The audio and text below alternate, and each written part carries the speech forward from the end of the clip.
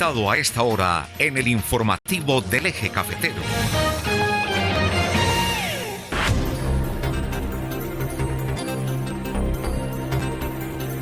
Siete de la mañana, 40 minutos, ya son las 7 de la mañana, 40 minutos. Estamos, como siempre, en Radio Qué Buena 92.1 FM. Ya saben que estamos transmitiendo desde el quinto piso del Centro Comercial Guadalupe Plaza en Dos Quebradas. Redes sociales para Colombia y el mundo y en vivo y en directo a través de Risaralda TV. Nuestro invitado a esta hora, el médico y cirujano, magíster en Administración Pública, especialista en Gerencia de Servicio de Salud, ex asesor en salud del despacho del Contralor General de la República, ex concejal de Pereira, actual director médico de Premier Salud, entidad del sector privado, es el doctor Mauricio Noreña Ospina. Bienvenido, doctor Noreña, ¿cómo está? Muy buenos días, Álvaro. Un saludo muy especial a toda la audiencia y a toda la mesa de trabajo. Muchas gracias. Bueno, cuéntenos qué hay de noticias en este momento respecto a esa reforma a la salud. Sí, continuar, doctor Noreña, con los muy buenos días, haciendo ese análisis de lo que fue aprobado esta semana en la Comisión Séptima de la Cámara de Representantes y que surtirá su próximo debate ya en la plenaria de la misma corporación. Así es, buenos días, hermano. Pues mire, lo que yo quisiera comentarles el día de hoy es respecto al tema del derecho fundamental de la salud. Hasta el momento, por la figura de aseguramiento que lo han venido ejerciendo las EPS, es decir, por eso nuestro sistema se llama Sistema General de Seguridad Social en Salud. Es un sistema basado en el aseguramiento, en que hay unas personas jurídicas, unas EPS, que afilian a los ciudadanos y esas EPS tienen la obligación de responder por la salud de las personas. Hasta el momento, cuando una persona percibe vulnerado su derecho a la salud o cuando por algún motivo se le deja de atender, se le deja de brindar atención, existe pues en nuestra Constitución el mecanismo de la acción de tutela para reclamar por los derechos vulnerados. Hasta el momento, los jueces fallan en contra de quien debe responder por ese derecho, y cuando una persona no le entregan un medicamento, no le niegan un servicio al cual tiene derecho, las personas reciben ese derecho por medio de las mismas EPS que en teoría deberían responder por ellos, o cuando existen tratamientos integrales que no están dentro de las coberturas y requieren que esas personas sean atendidas por medio de esa acción de tutela. En este momento eso funciona así, y la tutela falla diciéndole, señores EPS tal, favor prestarle los servicios, o se le ordena prestarle los servicios a este ciudadano y recobrarle esto a la ADRES. Entonces, ¿qué es lo que ocurre? La EPS tiene que poner la plata para pagar esos servicios. Así está funcionando en este momento. Y posterior a ello, le presenta la cuenta de cobro a la ADRES para poder recobrar esos servicios a los cuales le están diciendo que tiene derecho. En teoría, eso que les acabo de explicar ocurre cuando no son cubiertos por el plan de beneficios en salud, pero también las tutelas se presentan cuando hay demoras, cuando la persona siente que tiene la urgencia de ser atendida y no se le está prestando el servicio a tiempo. Se calcula, de acuerdo a la Defensoría del Pueblo, que el año 2022 hubo aproximadamente 12.000 tutelas al mes, es decir, por el derecho a la salud, unas 144.000 al año. Eso representa el 25% de todas las tutelas, siendo el derecho más vulnerado en Colombia, por el cual más se presentan tutelas.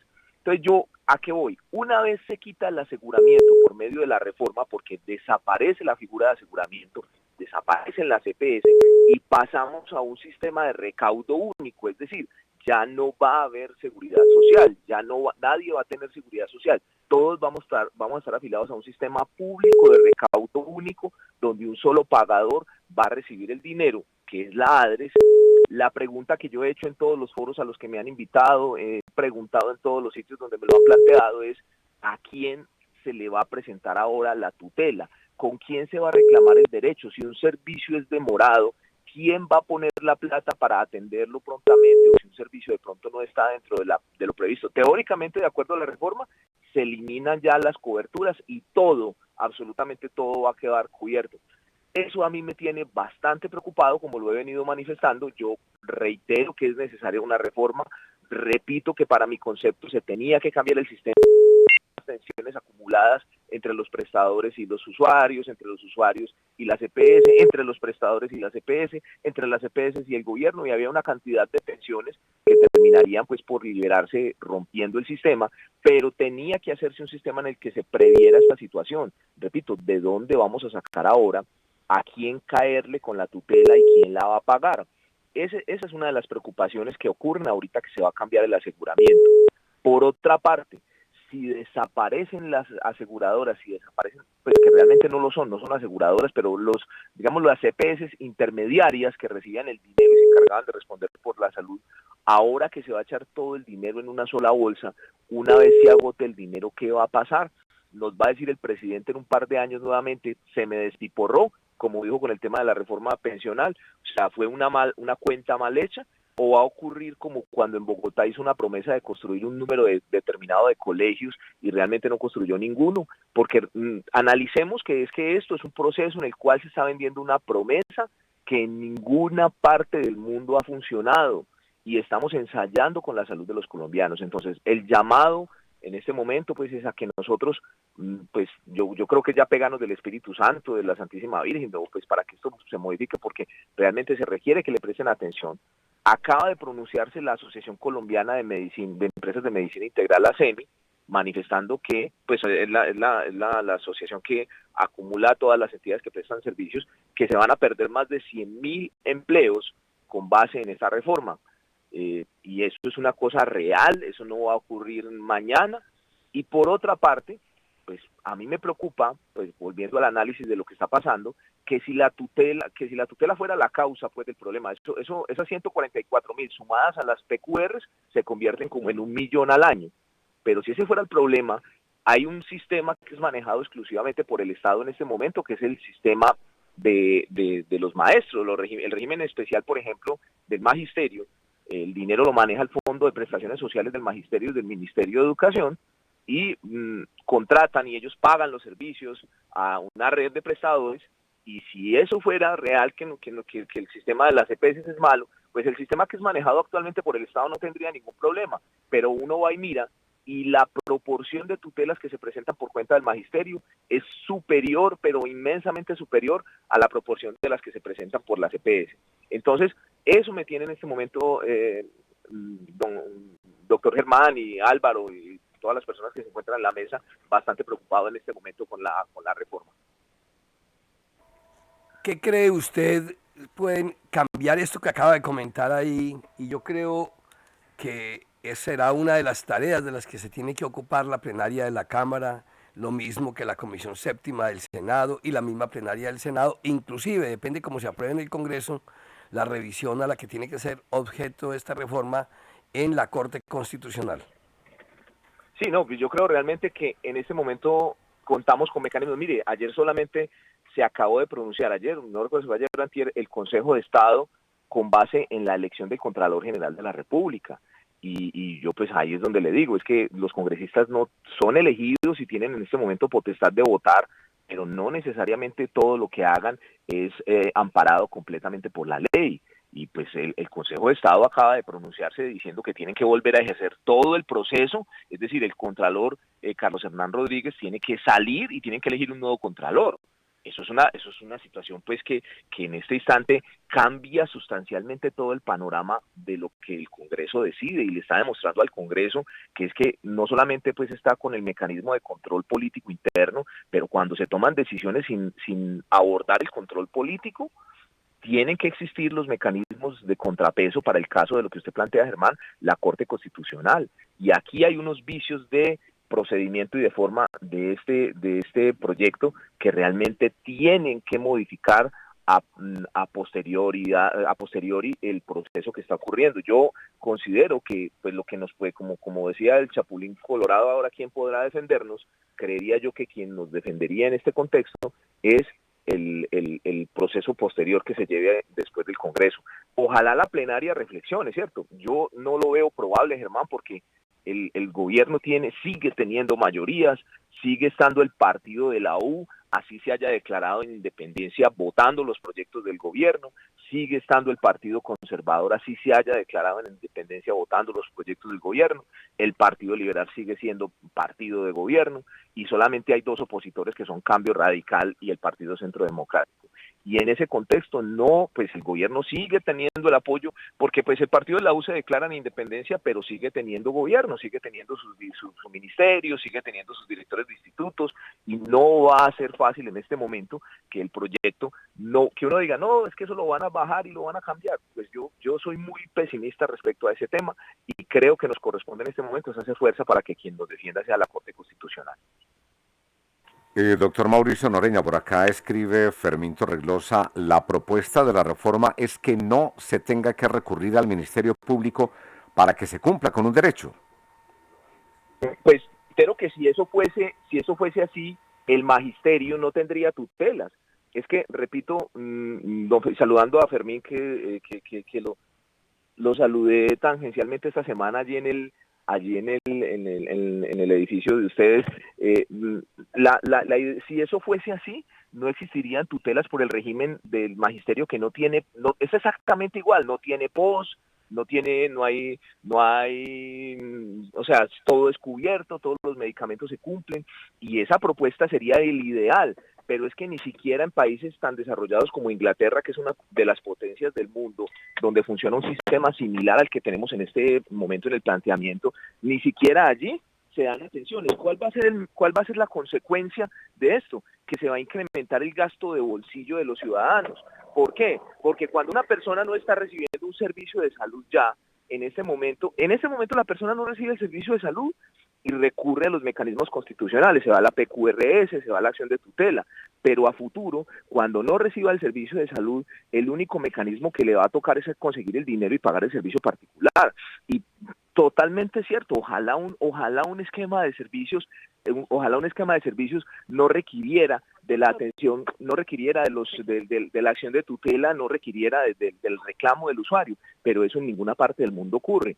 Y en el mundo real va a haber siempre reclamos, va a haber siempre quejas, va a haber siempre necesidades insatisfechas, y tenemos es que prepararnos para qué va a ocurrir con esa situación, y eso es lo que yo considero que tenemos en este momento como un planteamiento preocupante en el tema de la reforma que se está aprobando.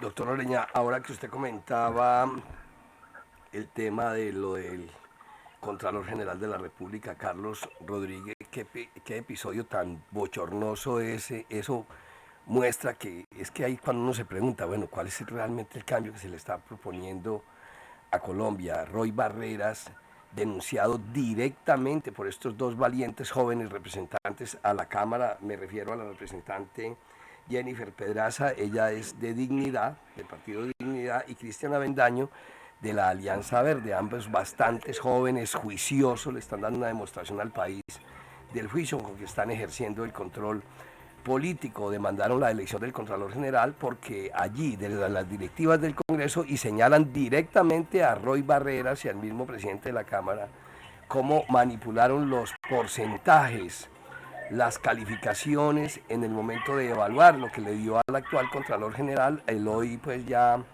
desvinculado del cargo Carlos Rodríguez, y va a surtirse todo un proceso. Lo más seguro es que pueden terminar eligiéndolo nuevamente, reeligiéndolo.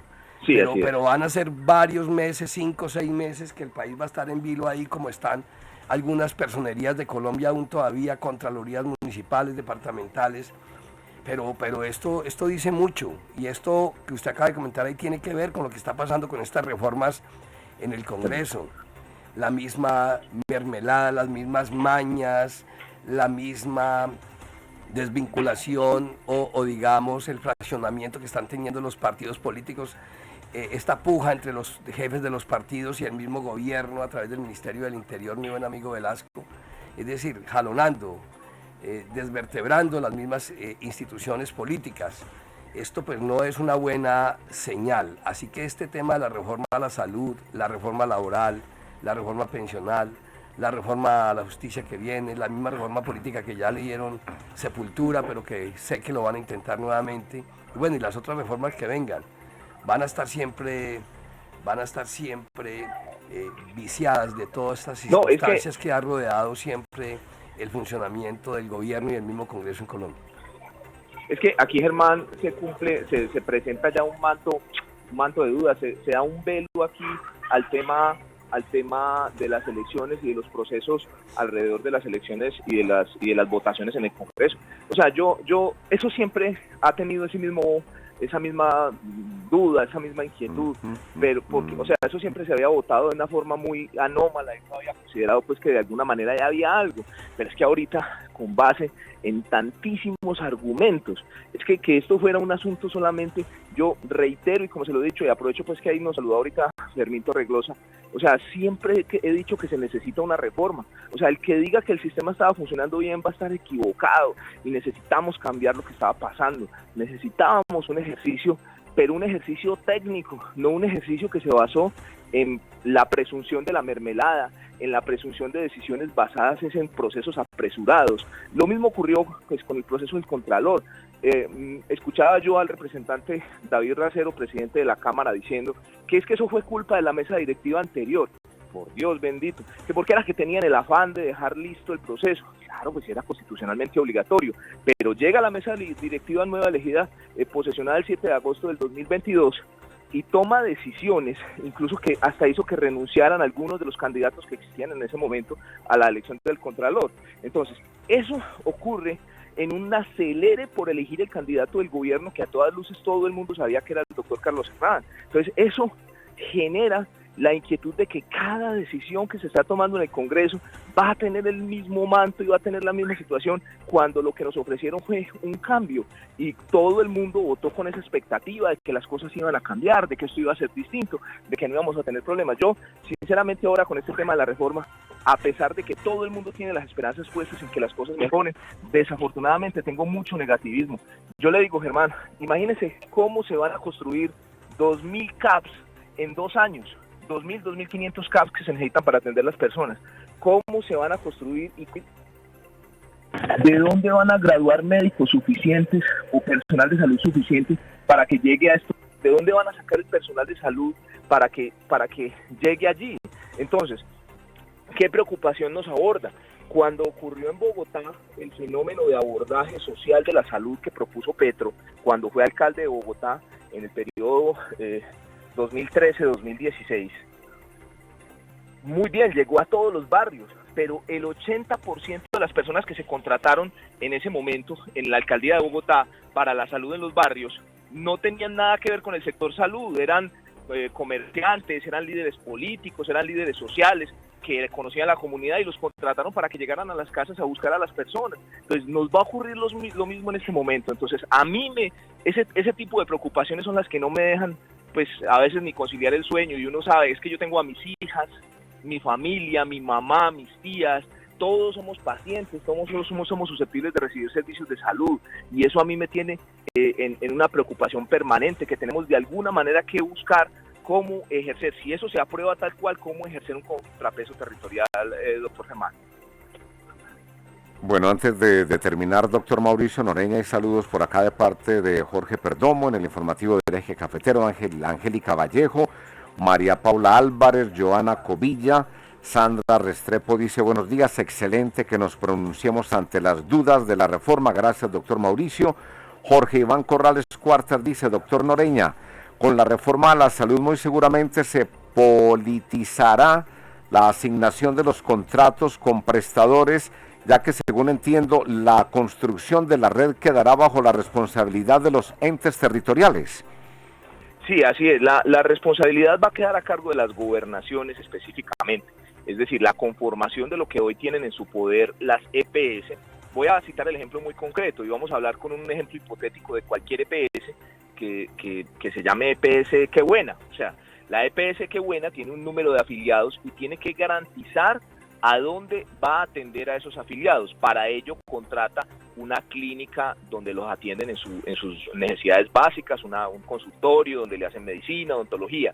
Pero si esos afiliados a la EPS Qué Buena necesitan una cirugía, la EPS tiene que tener un contrato con una entidad que haga cirugías, y no solo uno, sino varias. Si la EPS Qué Buena necesita hospitalizar a sus pacientes, tiene que tener un contrato con una clínica donde se hospitalicen.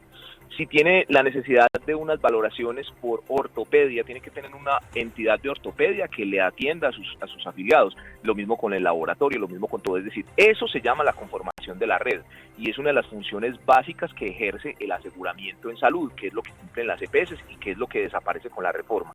Ahora, las redes que se llaman en la reforma redes integradas e integrales en salud, en servicios de salud, las RIIS, así se llaman en esta reforma, van a ser conformadas por los departamentos y el departamento va a tener el presupuesto para poder saber a quién contrata, cómo contrata, con la base de que esa estructuración ya no va a ser una contratación privada basada en criterios de calidad, sino que va a ser una contratación pública, que obviamente debe tener como premisa los criterios de calidad, pero todos conocemos cuáles son las condiciones de la contratación pública, las dificultades que se presentan, todos los procesos que se marcan cuando se da un contrato público, y eso determina un cambio sustancial en la...